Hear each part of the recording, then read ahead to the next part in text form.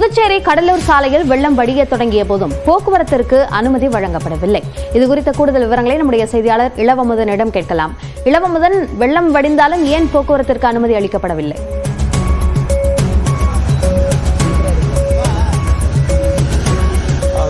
சாத்தனூர் அணையில் நீர்மட்டம் வெளியேறும் தண்ணீரின் அளவு குறைந்தாலும் இந்த பாகூர் பகுதியில் நீர்மட்டம் இன்னும் குறையவில்லை. காரணம் என்னவென்றால் பாகூர் ஏரி முழுமையாக நிரம்பி இருக்கிறது. அது ஏற்கனவே நம்ம நேற்று பார்த்தபடி பார்த்தா ஊர் முழுதும் பரவி ஏரியின் நம்பி கிழக்கு சாலை நோக்கி வர துவங்கி இருக்கிறது. நாம் இருக்கும் இடம் புதுச்சேரி கடலூர் இடையே கிழக்கு சாலை. இது முள்ளோடை பகுதி, முள்ளோடை கன்னியகோயில் ஆகிய பகுதி முழுவதுமாக அந்த ஈசிஆர் சாலை முழுவதும் தண்ணீர் ஓடிக்கொண்டிருக்கிறது.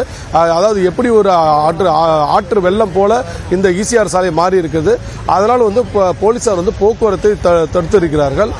இந்த சாலை முழுவதும் இரு பிரிவாக பிரிக்கப்பட்டிருந்தது பேரிகார்டர் போட்டு. ஆனால் தண்ணீர் அதிகமாக இருப்பதனால் பொதுமக்களாக சேர்ந்து இந்த பேரிகார்டர் ஒன்றாக தள்ளி கொண்டிருக்கிறார்கள். இதனால் தண்ணீர் இந்த பக்கம் வெளியேறி கடல் நோக்கி செல்வதற்கான ஏற்பாடு பொதுமக்களே செய்கிறார்கள். காவல்துறை பொறுத்தவரை கடலூர் சாலையில் அந்த பக்கமும், அதாவது காட்டுக்குப்பம் பகுதியிலும் நிறுத்தியிருக்கிறார்கள். இந்த பக்கம் கன்னிக்கோயில் பக்கம் நிறுத்தியிருக்கிறார்கள். போக்குவரத்து எதுவும் அனுமதிக்கப்படவில்லை.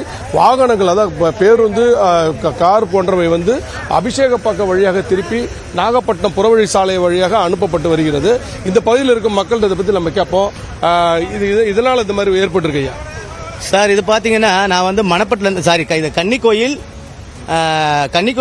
முள்ளோட பார்டரில் பேசுகிறோம். நாங்கள் பாண்டிச்சேரி கடலூர் ஈசிஆர் மெயின் ரோட்லேருந்து பேசுகிறோம்.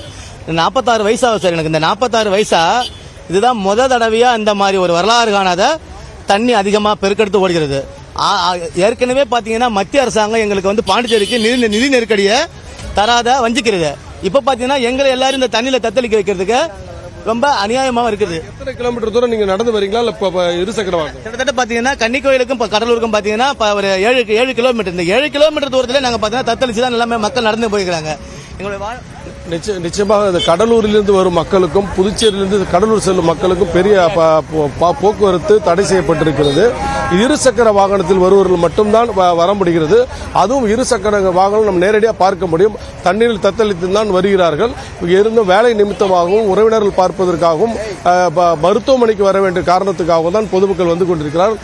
இப்போது நாம் பார்க்க விட இந்த கன்னிக்கோயில், அதாவது முள்ளோடை பகுதியில் முழுமையாக பார்க்க முடியும். இருபுறமும் கரையின் இருபுறமும் வெள்ளம் கரை புரண்டு சென்று கொண்டிருக்கிறது.